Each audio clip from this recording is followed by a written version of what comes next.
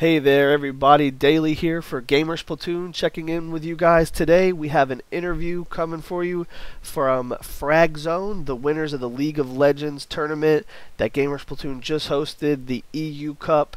These guys are your winners. They're joining me here today to talk about how they won, what they won, and just all around little League of Legends just a little League of Legends know-how. So welcome, Team Fragzone. Good to have you guys here.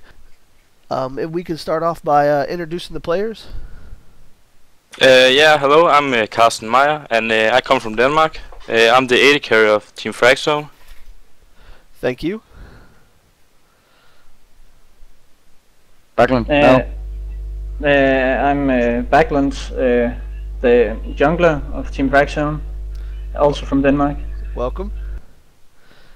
Mr. Yordle. Yeah, I'm Horny Yordle, and I'm the super top from Denmark who played AP for the team Welcome, in the tournament. welcome. And we have Nicod. Hello, I'm called Nicod in game. I'm playing top lane and I'm the leader of the team. Welcome. And XL Winner. Yeah, I'm Excel winner. I'm the support of the team. I joined the team 2 months ago. Welcome. We're glad to have you guys here, and we look forward to talking with you here and figuring out some of the stuff that helped you guys win and really what puts you guys over the top. So if we could start out, how long have you guys been a team? And these questions you guys can either answer them together if they're a team question, or Nicod, since you're the team leader, if you just want to take these easy ones first, that's perfectly fine with us, and I'm sure the viewers don't mind. How long have you guys been playing together as a team? Well, we've been going through quite a few changes recently, and we've been going to a full Danish team now. So with the lineup we were playing on in this tournament, 3 of us have been playing together for like 2 months. And the remaining 2, one of them is the sub, Horny Yordle, and Carsten Meyer, the AD player. Both are new players on the team that are trying out and are playing with us. And well, more or less it's a new lineup that seems to be working decently. Well, that's good to hear, and it seems like it served you guys well. You faced off in this tournament against a bunch of different teams, but when it came down to the finals, which is what we're looking at right now on our visual aids, we're looking at I believe what I'm looking at is round 2, where we have for your team we have Fiddlesticks and Mundo, Morgana. That team. This is the second round. Am I correct? Yes. Okay. Yeah. So looking here, during the second round, you guys faced Team Somethingness, and they also made it, to the end of the tournament as well. How stiff was the competition going, this far into the tournament? You made it to the finals. Were there any matches that you didn't think that you might win, or how were the matches? Were they all pretty easy? Well, the way we felt about this tournament was that there would be some hard matches. The hardest one would probably be against I think German team. But they got beaten. We beat them out for the first time, and then they got beaten by Somethingness, the team we faced in the finals. But yeah, there were a few quite good teams that we really had not heard of before. But it's good to see new talents coming out. Yeah, and I can see, sometimes the expectations don't exactly match, what goes down. Sometimes you expect to face a team that you don't actually end up facing. So, I can see that definitely playing into to the matches. Yeah, the fun part was this team we faced in the final. We actually didn't expect to face them. The German team we had very close games with. We were expecting them to win this team, so we'd face the German team again in the finals. But it didn't turn out that way. We were kind of surprised because facing the teams, the German team were quite troublesome. There was very, very tense games. Yeah, well, the first game against them was very tense. The second game was a lot easier. The first game they were ahead about 12,000 gold, I think. but we ended up winning the late game because we were just turtling and was able to win the team fights. Yeah, I've seen most of these videos, and for those of our viewers that are watching today, or whatever day they decide to watch, we will have some links in the description of the channels here, so that everybody can actually see the matches that you guys played. It was all recorded and casted, so we'll have plenty of video and audio for the fans of League of Legends to kind of catch up on and see how our tournament went. But getting back into the finals here, I'm looking at some tape of the second match where you guys faced off against Team Somethingness using a Leona, Graves, and a couple other champions that we just may not see a whole bunch as regular players. How difficult was it playing Team Somethingness with their champion selection? Is this a normal thing for you guys? Do you see these champions a lot? And which champion, or not even champion, but which player on Team Somethingness really gave you guys the run for your money? Obviously, as a team, I understand that this is a team game, but we all know from playing League of Legends, if a particular champion is fed or gets a good early start game, sometimes that champion can really change the course for the entire team. How were you guys able to stop that with Team Somethingness? Was it a team-orientated thing, or did we have a player that kind of shined out this day? For the second fight, I would say that Lee Sin did a really, really good job. And, well, I played a horrible game, both games in the finals. Basically, the jungler just did a really good job giving their top lane an edge every game for the 2 games in the finals. So I would say the jungler was the one who gave us the run for the money. But when we got to the team fighting, well, I don't think they have had enough practice as a team, so we just took the edge completely when we got to team fighting. And our setup was really good for team fighting as well. If you have Morgana, Vladimir, and Fiddlesticks, and well, just the general setup, we're really, really tanky, and we can dish out a lot of damage. Yeah, as you saw in the games, there was one of the very tough games where we were losing a team fight we initiated, where they ended up focusing me playing Mundo. And basically Mundo, he can dish out a lot of damage, and in late game he gets close to unkillable without ignites. There's a fight where I'm constantly dipping below 100 health, but I keep healing up over their damage, and they have 3 people chasing me. They end up dying, all of them, and I survive. We take an inhibitor and a base turret on it. So like, it's picks were very strong for late games, while theirs were kind of early game. Udyr doesn't scale well for team fights, as he's easy kiteable, and Lee doesn't scale well into super late. Yeah, very good. And I watched this match myself, and I did notice that this team that you played, they did like to use Lee Sin. They used him for a majority of their matches, and he's definitely good there on the jungle. And as you guys said, really just kind of turtling it out for some time, and really maximizing on your champion pick was the right strategy for you guys. You guys did very well.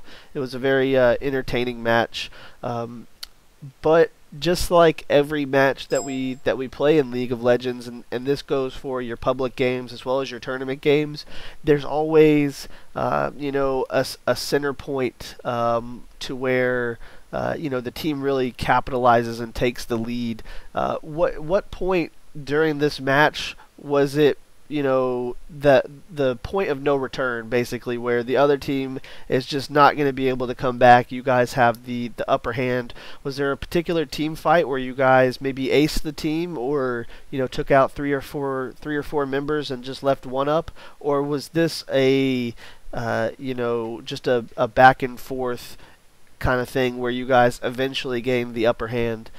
Because I have noticed during some of the other matches that I've watched from you guys, if I'm not mistaken, and please correct me if I'm wrong, I believe you guys have aced a couple teams during this tournament, and for me, just as a moderate League of Legends player, I don't play all the time. For me, having an ace is a great advantage. It gives you time to push whatever lanes that you're deciding to push, and the excess gold and stuff really helps as well. If you look at the second game, you can actually see it. Even though they're in the lead with 3 kills, we are very efficient at farming, and I think in this game where it really turned, we caught them, or 1 or 2 of them, and then we went for the Baron. Some of them tried to defend, we caught another one, and then we got the Baron. That effects of 1 mistake leading to we go for the Baron. They try to defend, but they're only 4 people and use more people. And that's very often the way a fight can go completely wrong for a team. That 1 mistake from a guy who stands the wrong place gets caught, forcing his team to try and defend a Baron at 4 people.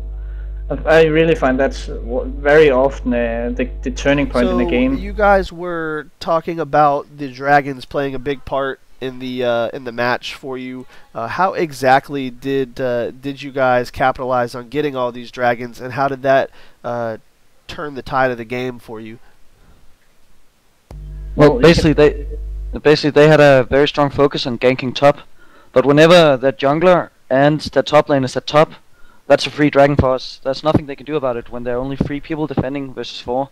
So we'll get the dragon every time, and we just got more and more ahead on the gold. Even though we were behind in kills at some point, we were still far ahead on the gold. Just getting all the CS, getting the dragons.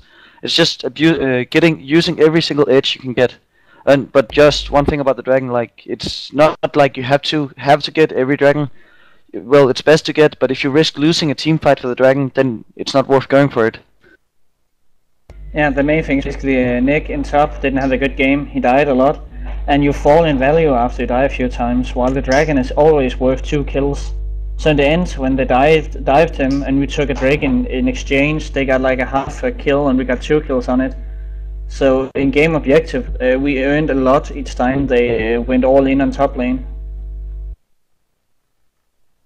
Yeah, and from watching, some of this footage, I can really see that you guys are constantly checking for the dragons and stuff like that. So I can see that, this strategy is definitely something that, you guys planned out, and it wasn't, it wasn't something random. And, a prime example is right now in our visuals. I know you guys can't see it, but I'm actually showing some video to the viewers of you guys, sacrificing top lane to get, your dragon kill, which, seems to be a strategy that really works for your team. And I can see how it's sometimes going to be hard to get a team that, all agrees on one particular strategy. And it's good to see that you guys really agree, what should go down, within your tournament and your, your match. So I definitely think that that Team Fragzone, definitely has a future in League of Legends tournaments and GP tournaments, and wherever you guys go. I think as long as you guys work as a team like you did during this match, that you guys will have some good success. On the other hand, is there a point within the game, and this happens, as I've mentioned before, even in public matches, where there's a point where it could go either way. If this person would have died, if that person would have died, was there a team fight that was memorable, or a particular part of this match that was memorable that could have maybe turned the tide and set it to a 1-1 instead of a 2-0 game? I would say that if they capitalized on being that far ahead on top lane, like the Udyr and the Sin ganks on me, I was like, I think at the worst point 0-3.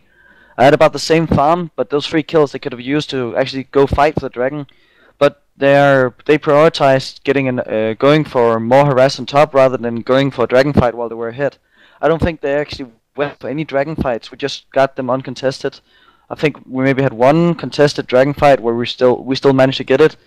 But when you're ahead, you need to use the edge or get further ahead. Basically, with their setup, they needed to use it. Like, Vladimir gets stronger and stronger the later you get. So it doesn't matter that I'm a little bit behind in the early game, because I'm going to be really strong late anyway. Where Udyr gets really strong the mid game, but falls off in the late game. And they don't capitalize on their edge. And we just kept, building up and getting more and more gold and getting to the late game where we really want to get with our setup. Right. It's very simple actually in the combo wise. Lee falls off in late game. Udyr will never get to the target he wants to hit in late game. While our setup, we have a Mundo in front who can take the beating, and even our support hurts a lot in late game. So yeah, but in the second game, it's like in the end of the game, like I think it's 30 minutes plus, they basically give up. They stop fighting coordinated like they did in the first game. Like Udyr is standing completely out of the lane farming while we are roaming that jungle, so he gets caught and killed. Yeah, I'm But yeah, watching that now happens. as you guys are fighting Baron.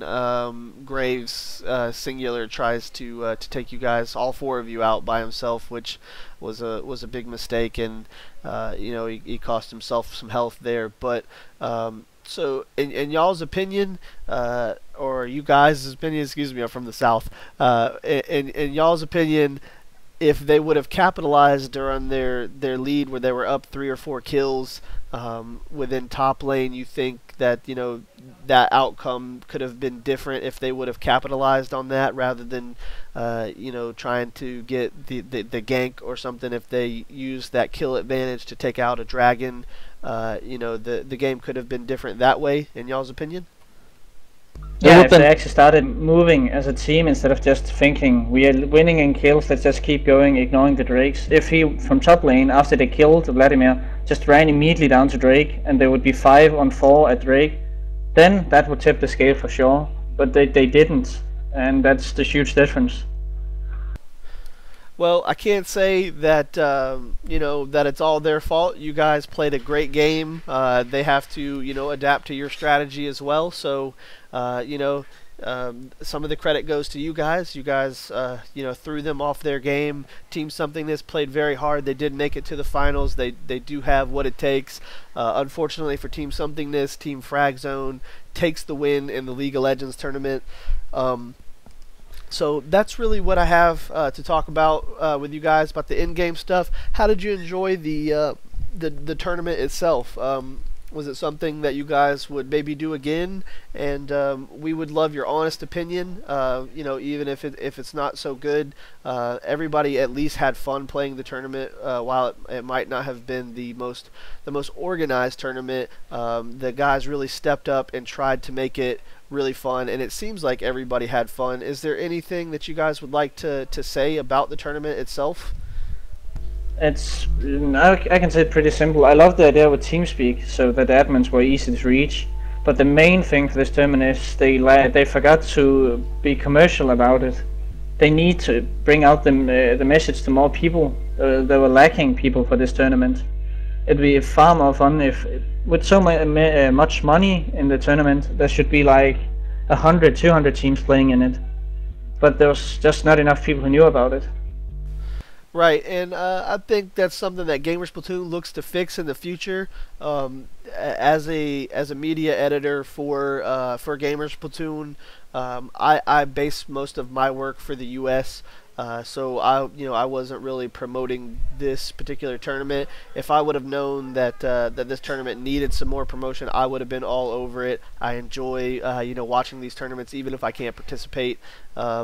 So, you know, overall, like I said, obviously you guys had a lot of fun. You know, you won a good prize, and you know, we really look forward to doing more stuff like this in the future with you guys, and you know, pushing these tournaments to the extreme of, like you said, having, you know, 100 teams participate, and things of that nature. So, you know, all in all, it was definitely a learning experience, but it was a very fun learning experience. We're watching now on our visuals a team fight near the inhibitor turret in the mid, and it just looks like a lot of fun. You guys are using a lot of teamwork, and you know, that's something that you just can't get every day while you're playing public, or, you know, waiting to get in another tournament. It was definitely something that the people that we did have, granted it might not have been so many people that we did have here watching, they had a great time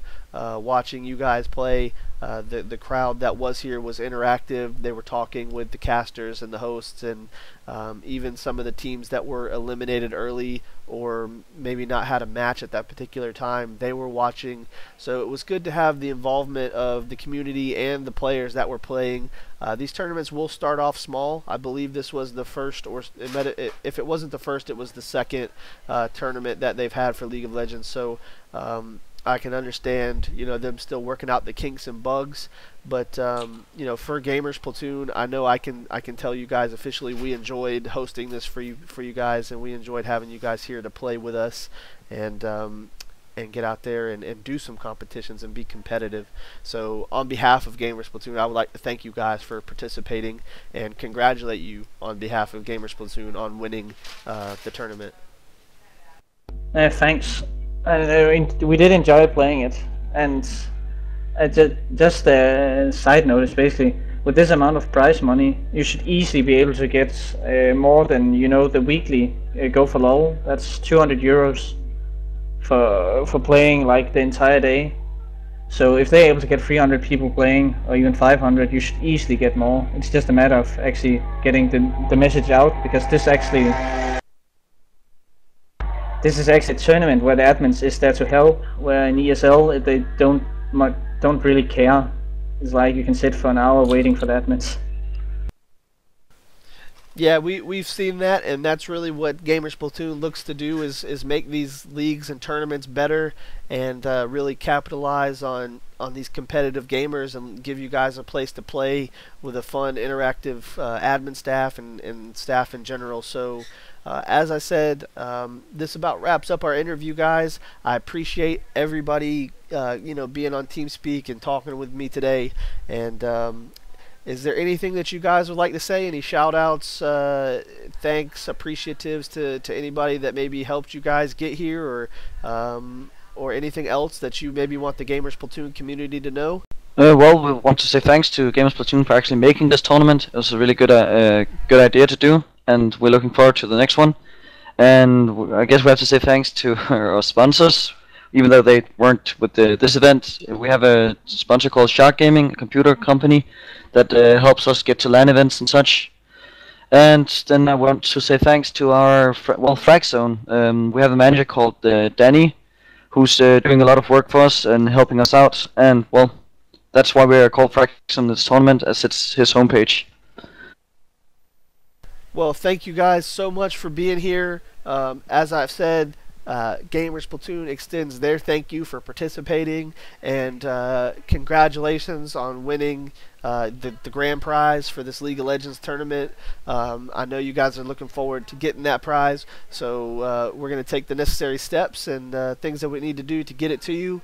And you guys have a great day, and we look forward to seeing you guys in the next competition, which you guys are going to participate in, obviously, right?